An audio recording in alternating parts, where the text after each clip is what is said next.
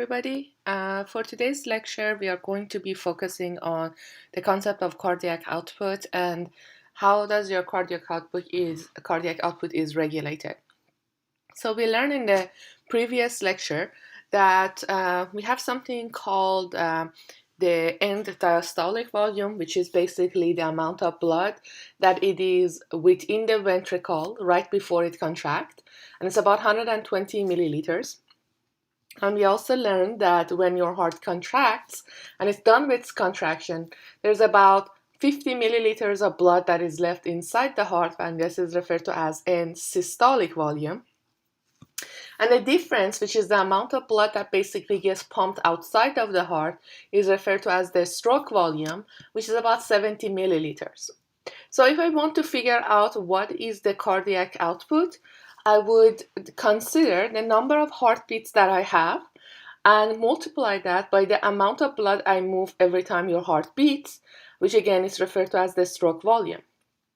So in average, your heart beats about 75 beats per minute, and your stroke volume is about 70 milliliters, as we decided in a few minutes ago. And diastolic minus end systolic, which gives us about 70 ml. And if you multiply these two numbers, you get a cardiac output of about 5.25 liters per minute. This implies that your blood, basically the amount of blood you have in your body, circulates about 1 time every minute, because you have a little bit over 5 liters of blood in an average human being. Now, we have something called the maximal cardiac output. So, if you are resting and you're normal, you're not really doing any type of physical activity or stressed out, your cardiac output, as I mentioned, is about 5.25 liters per minute. However, if you start to exercise or put some sort of stress or activity, if you're considered to be a non-athletic person, you can push about 4 to 5 times of your normal resting cardiac output, which basically implies I take 5.25 and multiply that by 4 and by 5, which gives you about roughly 25 liters, between 20 to 25 liters of blood being circulated through the body. If you are an athletic person, that number increased to about 35 liters per minute, because again, you will be moving more blood because your stroke volume is typically going to be higher if you're a non-athletic individual. Now, the difference between your normal cardiac output, which is about 5 liters, and the maximal cardiac output, which in a non-athletic person is about 25 liters, the difference between those is referred to as the cardiac reserve. So in a normal healthy individual, it's about 15 to 20 liters, and if in an athletic person, it's about 25 to about 30 liters, and that are considered to be the reservoir or cardiac reserve for the body.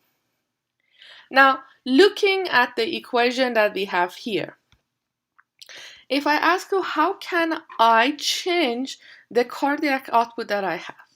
Since cardiac output is created as a result of heart rate and SV, or stroke volume, if I change any of these two components, basically can change the cardiac output. For instance, by changing the heart rate without changing the stroke volume, cardiac output can increase. I can increase both stroke volume and heart rate, which causes an increase in cardiac output. And also, if you just want to maintain your cardiac output, and let's say your stroke volume drops because you have either a bleeding or dehydrated, then to maintain it, if this goes down, you're going to increase your heart rate to make sure your cardiac output remains the same. So we're going to talk about that in a little more detail as we go through the PowerPoint. So looking at the stroke volume, this is something that I just discussed with you regarding how we calculate the stroke volume. The stroke volume is the difference between end diastolic volume, which is about 120, and end systolic volume, which is about 50 milliliters. And the difference between them gives you about, again, 70 milliliters of normal stroke volume. Now, you can have an end diastolic volume, which is going to be a larger volume, which means you increase the 120 by either increasing the time your ventricle spends in relaxation. And what this means is basically you are going to allow more time for the ventricles to be filled. So more time for ventricles, sorry guys, more time for ventricles to be filled. So increase in time for ventricle filling, and again that will increase your end diastolic volume, and you could increase your venous pressure. As your venous pressure, basically the blood that is coming back, venous implies basically veins and returning blood. If you increase your pressure, you are pushing more blood back to the atrium. So this implies basically increase atrial return. And the more you return, the more it's going to go down to the ventricles and consequently basically increase your end diastolic volume. Now, end systolic volume also can be increased. So usually you leave about 50 milliliters of blood inside of here, but instead of keeping 50, what I'm going to try to do is to squeeze the heart harder to not keep 50 ml, but instead let's say keep 40 ml of the blood. So if I increase this from 120 to 130, and then I squeeze the heart harder to push more blood out, the difference here would be how many? 60 and 30. It would be 90 milliliters of a stroke volume versus the normal 70 milliliters of a stroke volume. So through both of these, you were able to increase your stroke volume. Again, something to keep in mind, there are factors that could be changed in both end diastolic volume and systolic volume that could affect your stroke volume. Now, going into a little bit more detail and components that really affect the stroke volume and how a stroke volume is controlled is the concept of preload and contractility of the heart. So starting with preload. Preload is basically uses a concept of Frank Starling law of heart.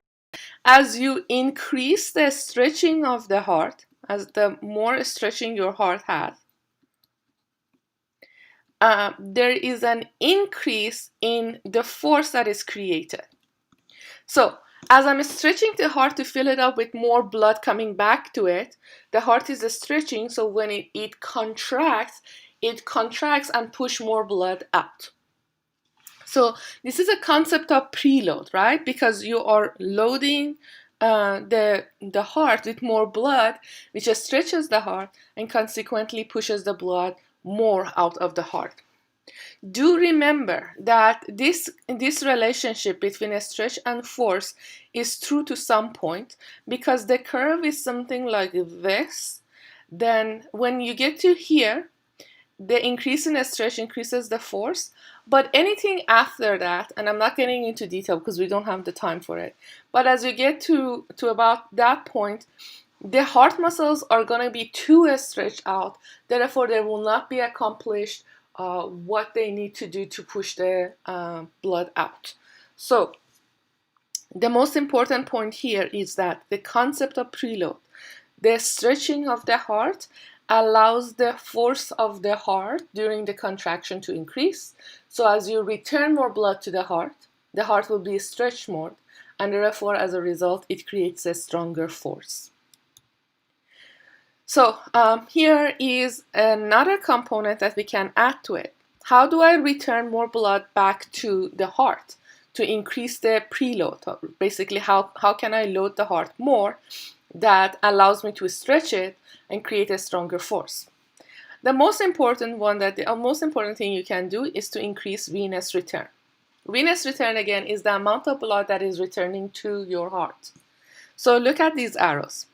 If your venous return is more, so more blood is coming back to the atria, and more blood is going to go down to the ventricle, so your end diastolic volume is going to increase.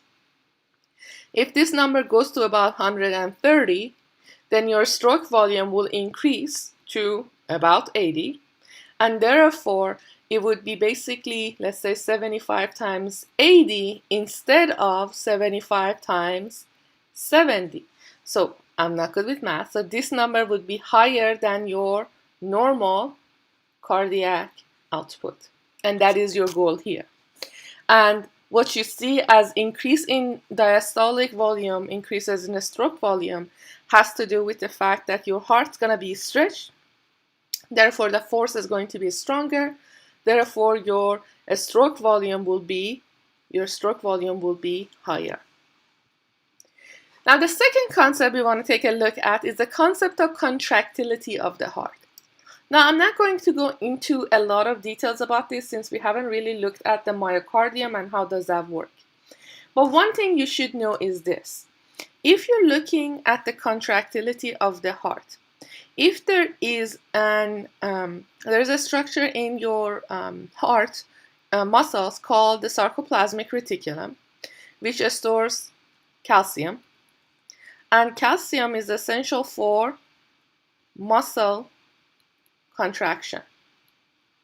Again, without going into details about this, if there is an increase in calcium, muscles are going to do what?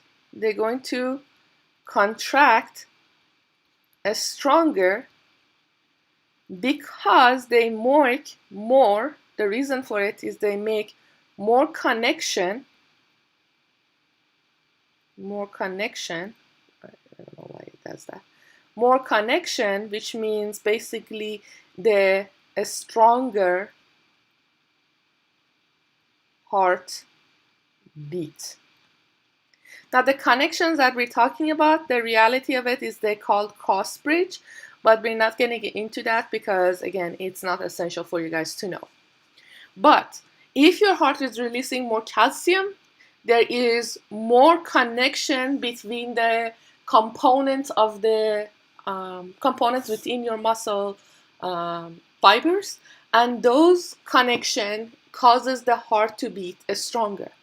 Please do not confuse this with a stretching of the heart as a result of Frank-Starling law. This is nothing to do with the stretching of the heart. It is how strongly your heart is contracting, how hard it is squeezing. So if you have high calcium level, which is usually stimulated by the sympathetic nervous system by release of epinephrine. If you guys remember, sympathetic is basically a fight or flight response when we're dealing with a lot of stress.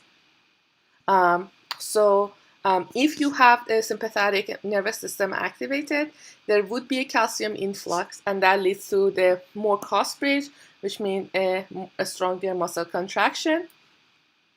And if you have scenarios where you have acidosis, a high level of hydrogen, too much potassium in the outside, or if you're taking medication, which is called calcium channel blockers, all of these lead to the heartbeat to be more feeble and not as strong as it can be, and therefore there is less blood being pushed out of the heart, and that means your end systolic volume would be slower or less. The third one, which is the afterload, I don't need you guys to know it. It is an important concept, but I will not be questioning you on that for your lecture exam. Now, if you guys remember, as we talked about this earlier in the same PowerPoint, we mentioned that cardiac output is made up of heart rate times a stroke volume. We have talked about the stroke volume. So now let's say that, as I mentioned, a stroke volume is not a source that I can change. I cannot increase the contractility of the heart or the preload or venous return, and therefore this option is out. But I still need to maintain a cardiac output. So the way I do that is by increasing what? Your heart rate. So heart rate increase can be done through three means. Autonomic nervous system, which is again is your sympathetic nervous system, the fight or flight response. And the goal or the targeting for that is your SA node and AV node. SA node and AV nodes are your intrinsic conduction system. So increase in SA node and increase in AV node leads to increase in heart rate, which basically you create more electrical impulses. Each of those electrical impulses leads to a muscle contraction, which means your heart rate increases. The other option is, as I mentioned, is a hormone called the epinephrine. This is also released by a gland called adrenal gland. You don't need to know the name of the gland, but it has similar function to what you will see for the sympathetic nervous system. It will increase heart rate and how strongly your heart actually beats. So it causes the influx of calcium, which causes an increase in contractility of the heart. Last one is the concentration of the ions that are present inside and outside the cell. The most important ones being calcium, as we just discussed, and potassium, another main ions that is essential for repolarization of the heart. So any imbalances in these two main ions, including also sodium, but we don't highlight that right now, increase or decrease in the concentration of these two ions can cause major changes in the heart. And what these changes are, either you have high levels of them or low levels of them depending on the cell. So they're depending on the condition. So let's take a look at these conditions. When we use the word hypo means below, calcemia means calcium. So low calcium basically means you don't have enough calcium to carry out the actions of the heart. That simply means that you're depressing the heart. Your heart, there is a decrease in heart rate and there is a decrease in contractility.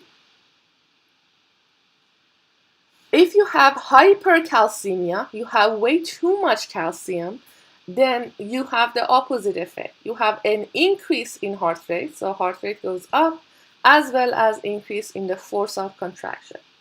Both of these can cause significant damage in long term. Hyperkalemia, which means high potassium levels, has a significant effect on the electrical impulses of the heart, because if you remember, potassium is essential for repolarization of the heart. So if you have way too much of this, that can result to heart block, and if it persists, it leads to cardiac arrest. This is something that is typical on individuals with a kidney disease and are undergoing dialysis. So if they don't do their dialysis properly, there is a buildup of potassium in their system, which could lead to cardiac arrest. Hypokalemia, on the other side, leads to a feeble heart rate because, again, you can depolarize the heart properly to create your next electrical impulse, and it creates a specific type of arrhythmia. So if you have scenarios that basically influence causes an increase in heart rate, we refer to those as tachycardia, which basically means increase in heart rate above 100 beats per minute. And bradycardia is opposite of this, where your heart rate drops to about 60 beats per minute. And in this scenario, usually heartbeat is not sufficient enough to provide enough circulation for the body. Last part of this PowerPoint, we're going to focus on some of the common medical conditions associated with the heart and its cardiac output. Typically, we categorize these imbalances under congestive heart failure, or CHF. This is a process that basically gets worse over time, so it's a degenerative problem. It can be a result of four main conditions, not the only reason, but four main conditions: coronary arteriosclerosis, persistent high blood pressure, multiple myocardial infarcts, and dilated cardiomyopathy or DCM. So coronary atherosclerosis, what it is basically a clogged artery. So if any of the arteries that are associated with delivering blood to your heart, through the coronary arteries, basically, blockage in the coronary arteries, part of your heart will not receive enough oxygen, and those cells, I should say, if there is limited circulation because of partial block, what you have is coronary atherosclerosis. Heart become hypoxic, which basically means hypo means low, oxic means oxygen, so it means it doesn't get enough oxygen, and your heart muscle becomes weak, and circulation becomes insufficient.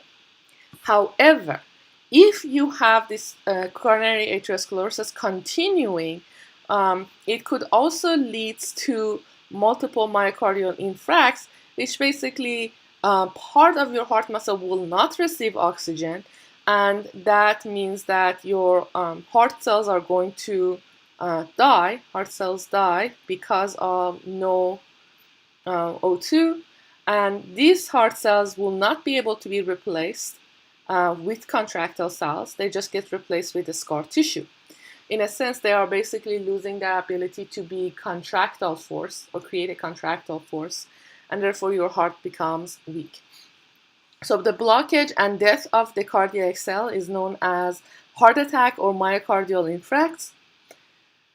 Persistent high blood pressure puts a lot of significant force on your blood vessels, and because this pressure is originating from the heart, your heart is basically overworked, and therefore the muscle starts to weaken over time, and that could also lead to a decrease in your cardiac output.